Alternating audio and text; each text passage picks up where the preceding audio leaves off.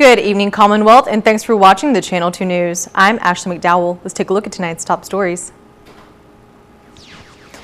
Drive-thru testing for COVID-19 has been suspended. We tell you why. Also tonight, a popular resort on Saipan will soon be going through a big change. And PSS employees receive overdue paychecks. We have the details. Stay with us. These stories and more are next.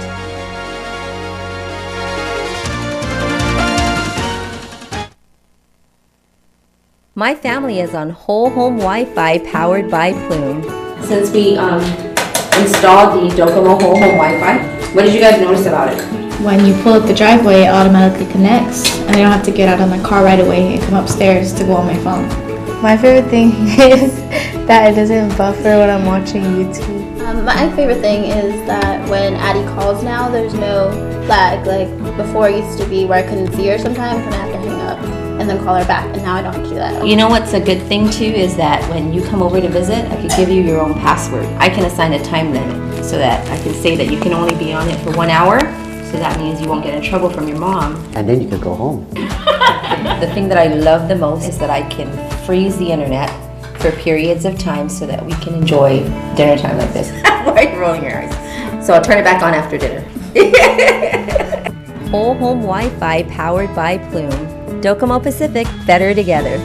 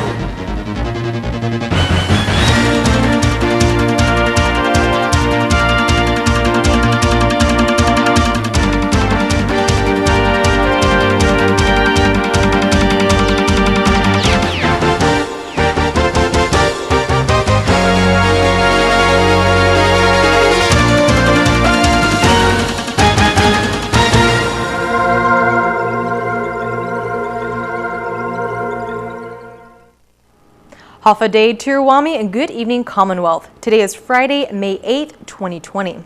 The Sinamai community-based testing for COVID-19 at the Saipan International Airport will be temporarily suspended.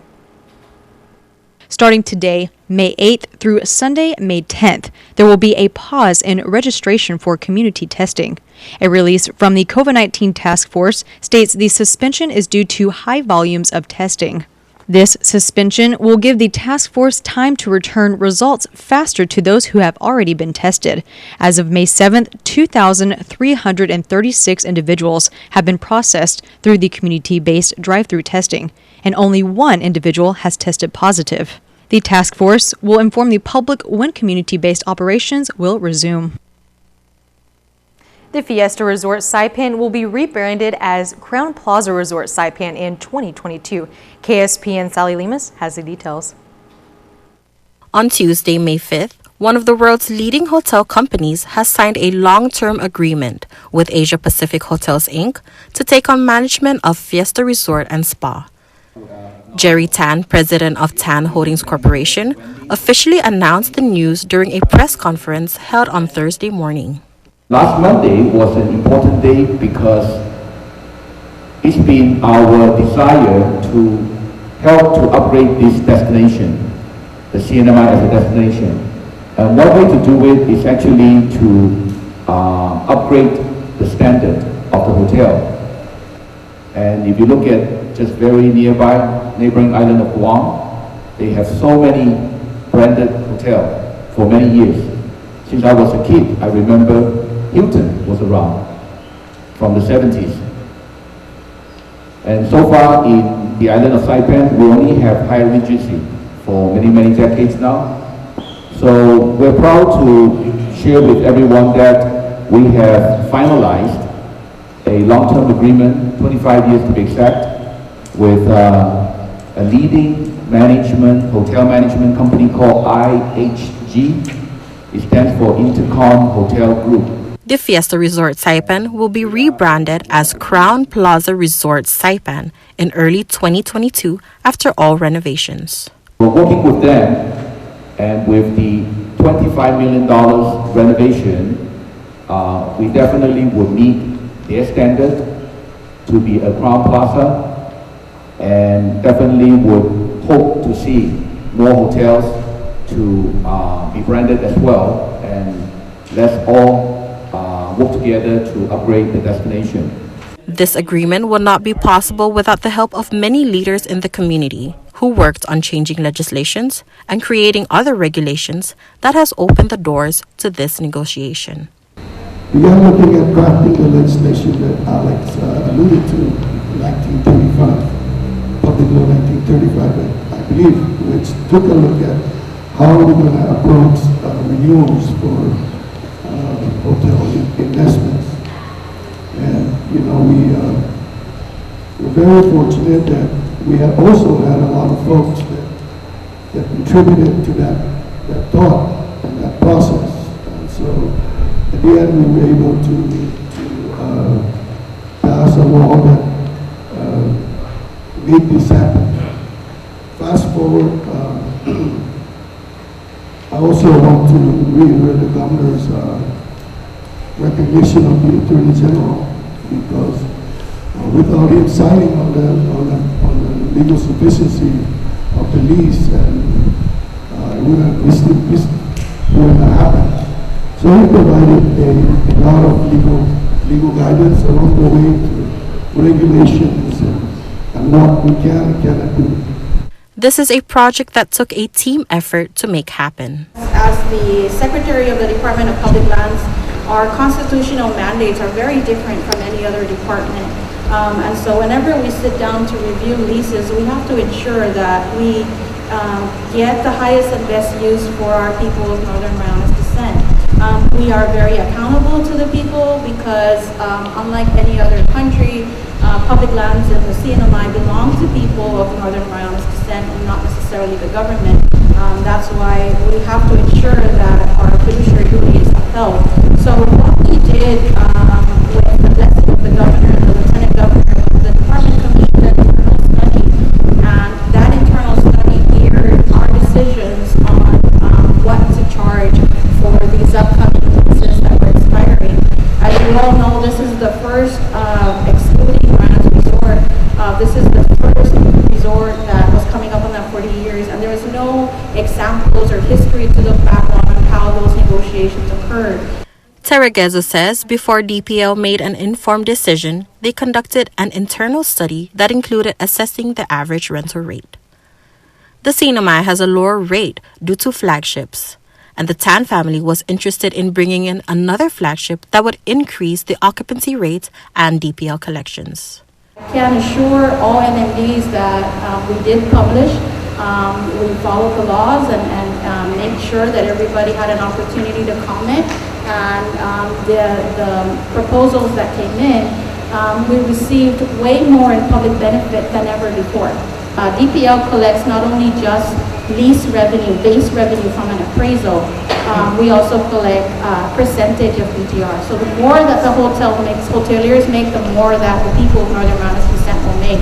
So we appreciate that very much, and thank you for the public benefit as well. $3.5 million has been appropriated to the Public Benefit Fund.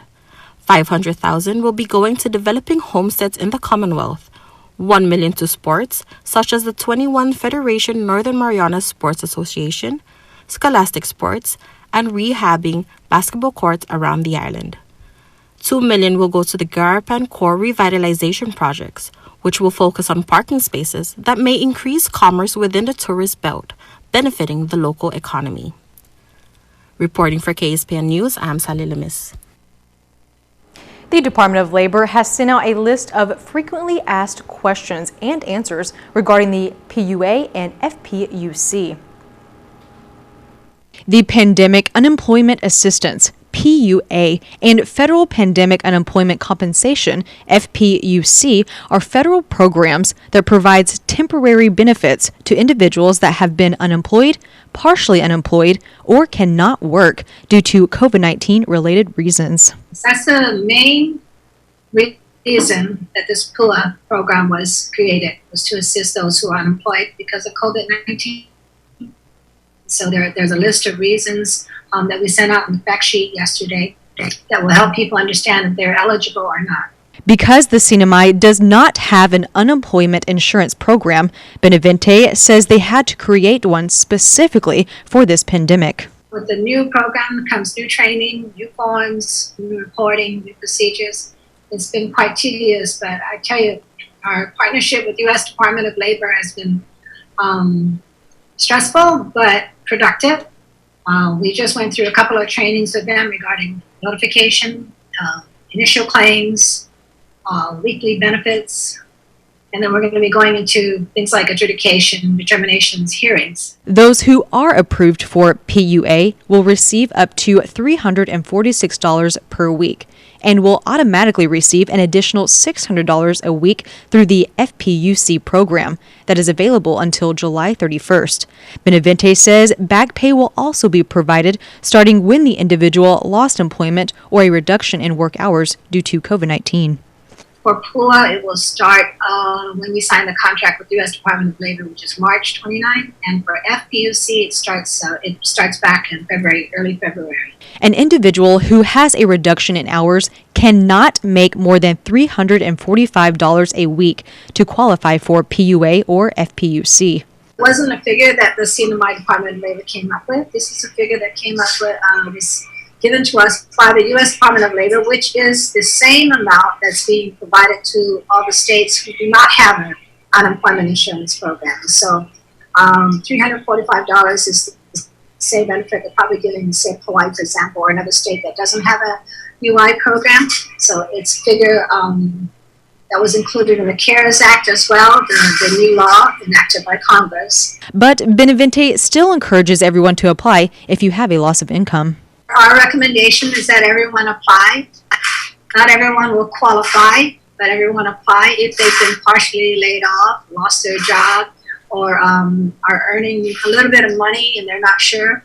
We still recommend that they apply for the PUA and the FPUC, and then we make the determination based on the documentation and their earnings. So it's such a fluid program that things are changing, even from week to week on the requirements. Benavente says they are still awaiting approval of the grant that was requested by the CNMI to pay for PUA and FPUC.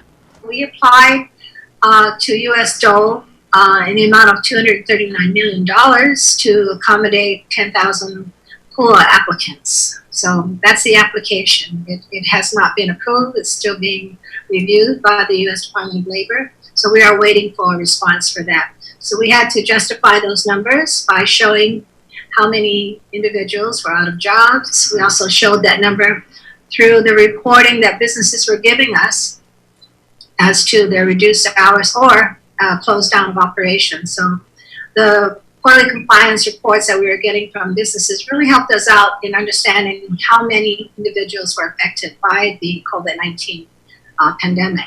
The documents an individual will need to prepare beforehand are? Most important, the documents will be what we call a self-certification. The person will say, I lost my job, and all that information, where he was working, his wages, his title, and the dates. Also, very important are at least 2 forms of identification, 2 forms of ID, passport, driver's license. Anything that shows proof of citizenship would be very important. And some other documents we would probably ask for also are copies of your check stubs, the 3 latest check stubs. The Department of Labor will be responsible for investigating cases of fraud or improper payments given out. If we suspect fraud, this department is in charge of making sure that we, first of all, notify the applicants that any misrepresentation of their statements, any information that's conflicting or found to be untrue, is verified false, will be grounds for possible prosecution and penalties. And of course, anytime there's a instance of fraud, the applicant has gotten benefits, he will have to pay it all back. Qualified aliens are eligible for the PUA program, but DOL is unsure of CW1 workers at this time. In the CNMI, we've been told by our federal partners that if you are a qualified alien, you will be eligible for the PUA and FPUC program. Qualified alien meaning at this time green card holder, and some cases of EAD card holders. Some cases we will look at it case by case, but as far as CW1 workers at this time, we are pretty certain that they might not be eligible at this point in time. The Department of Labor is setting up a software program for individuals to apply online and setting up the DOL office for individuals who do not have access to internet. For more information, call one of the numbers on your screen or email info@puamarianas.com. This is Ashley McDowell reporting for KSPN. Staff of PSS are receiving payment for one of their payless paydays. Here are the details. The Department of Finance has transferred $1.3 million to the public school system, where over 700 employees have finally gotten a paycheck for one of their payless paydays. So that covered payroll number 8 for the entire PSS staff that we had to undergo the payless payday. Commissioner Addis says the remaining funding for pay periods number 9 and 10 that were also payless paydays will come from the $23.2 million that will be given to PSS from the CARES Act. Right now, I don't have the exact date. We don't know when the transfer over is going to take place, but I'm sure it's very soon. Commissioner Addis states he is grateful the governor was able to find the funding in such a difficult time. We were we were not expecting it. I just want to thank the governor and the Secretary of Finance for finding some money, to pay our teachers something, especially it's Teacher Appreciation Week. So it was great. It was really great. Great news. And we're very pleased with that one. According to Commissioner Adda, a meeting was held today to discuss the possible delay of starting back classes next school year so that enough money can be saved to avoid this predicament in the future. We really want to secure our cash reserves for the future.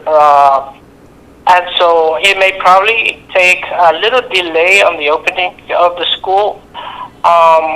Several dates are up on the table right now. We're looking at September 8, maybe October, but no later than October 30 or something like that. We just want to make sure that we are confident going into the school year, making sure that our staff will not experience this payless payday again. Coming up, a group has been formed to provide clarity on federal funded expenses. More on this after the break.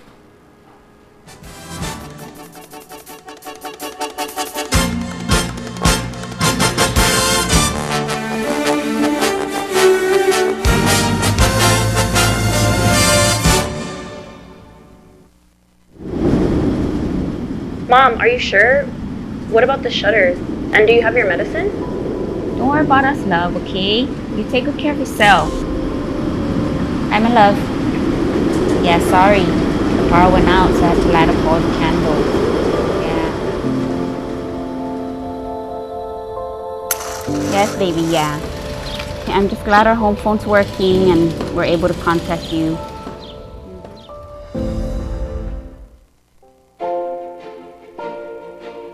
Welcome to the Marianas Eye Institute. Our office on Beach Road is staffed with U.S. certified eye care technicians, doctors that have received national recognition, and a friendly, professional staff that will look after you and your loved ones. With over 1,200 eyeglass frames to choose from and an in-house lab, we can make most glasses in about an hour, and we even feature a mobile clinic to bring eye care to you. Keep your eyes healthy and strong with professional eye care at the Marianas Eye Institute.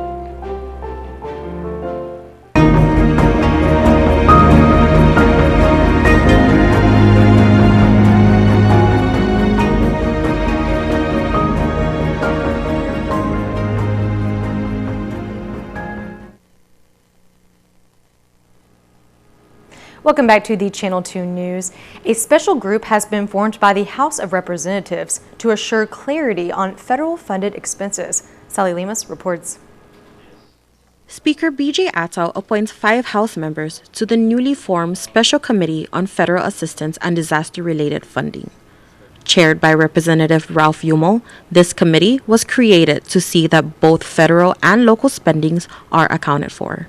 The funding is federal assistance, but there is a local matching, so we're concerned about what the CNMI government is going to be matching, whether it's 90-10 or 80-20. We don't know the amount yet, but anything that has to do with what we're going to spend on the general fund, we need to be accountable for it. So that's something that we're going to look at. In times of disasters and economic crisis, the CNMI receives support from the federal government with conditions for obtaining assistance. There is procurement rules for FEMA and any agencies in the U.S. that grants us funding. So in the past, we've learned from the disasters U2 that a lot of the expenditures weren't approved or were kicked back to the CNMI government, and that forces us to use our own funds, and that's why we're in this predicament this time. And that's why we want to be, we want to be very transparent with the administration and to the people. Vice Chairman J.P. Sablon says as legislators, it is important for them to gather any information that may affect the local budget. This is the season of deliberating on the budget. We have up to September 30 to pass a balanced budget, and it's important for us to understand before we even pass a balanced budget for the next fiscal year is how are these federal aids coming to our Commonwealth? How has it impact the revenue? Because obviously every extra help from the feds, as an example, the stimulus, would eventually stimulate our local economy. Our people would be spending the $1,200 in our local economy. So we want to understand the federal aids that are coming here, and as a result of those federal aids, how much of local revenue it projects, so that we can understand and pass a balanced budget for our next fiscal year. The committee held their second meeting on Thursday. Part of the agenda was actually the voting on the having to give the subpoena and warrant powers to our chairman.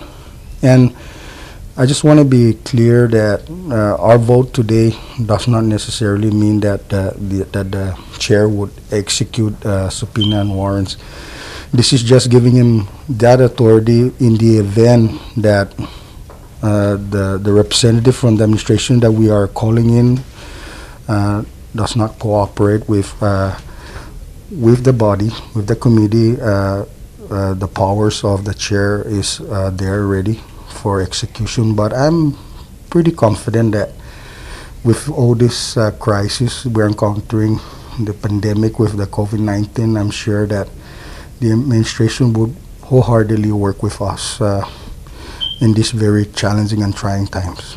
Chairman Umel says every federal funding entering the CNMI will be looked at, including education.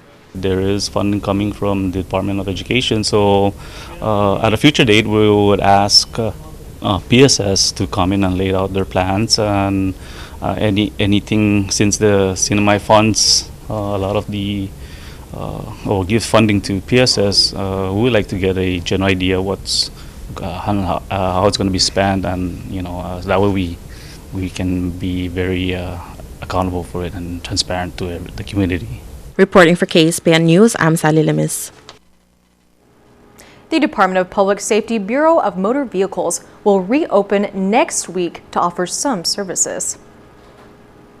According to DPS, starting Monday, May 11th through the 15th, BMV will serve those who have expired driver's license and expired vehicle and watercraft registration since the month of March or earlier. The release states driver exams and testing is postponed and will be rescheduled for a later date. Payments are to be made at the CNMI Treasury on Capitol Hill or Revenue and Tax in Dandan before turning in documents. BMV will accept documents that will be available for the next day pickup. BMV will accept documents that will be available for next day pickup. The hours Monday through Thursday are 9 a.m. to noon for document drop-off for vehicle and watercraft registration renewal, and 9 a.m. to 2 p.m. for document drop-off for driver's license renewal and driver's license pickup. The department states an announcement will be made for all other vehicle and driver's license renewals that expired beginning April 1st, 2020. Stay tuned. After the break is your weather report.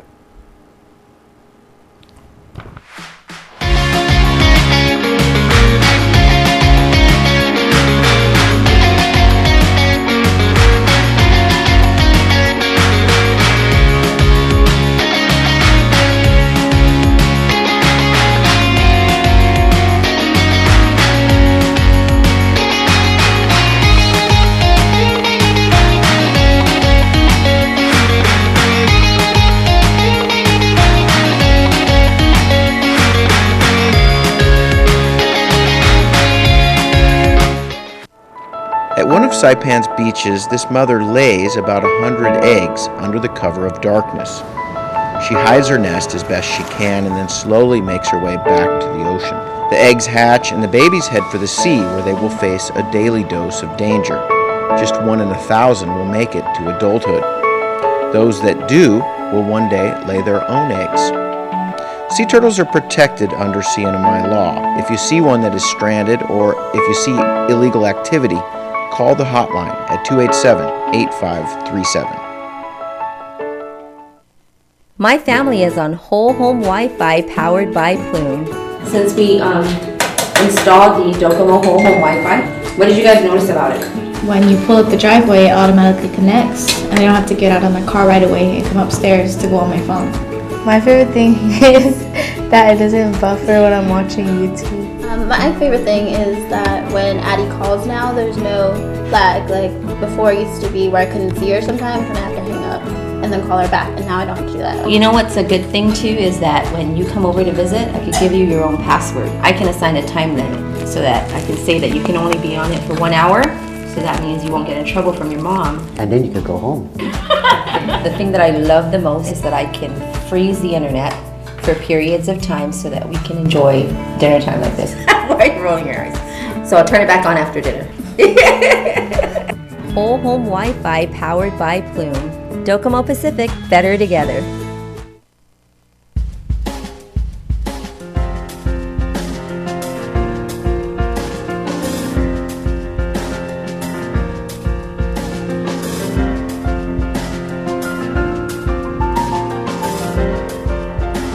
Here is your weather report. Today we had a high of 89, a low of 78, 60% humidity.